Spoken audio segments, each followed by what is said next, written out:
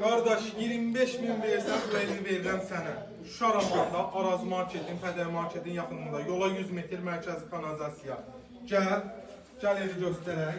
25.000 verirsən, ayda təmin 500 manat, 38.500 bu evə sahib olur. Zalın insiyandır. Nağdı qiymət istəsən, nağdı qiymət 38.500-dən də indirim eləyərik. Amma kreditdə yoxdur. Bax, burada gördüyünüz yataq otağıdır. Mini bir dənə evdir, 25.000-dən verirlər. Keç, qonaq otağıdır.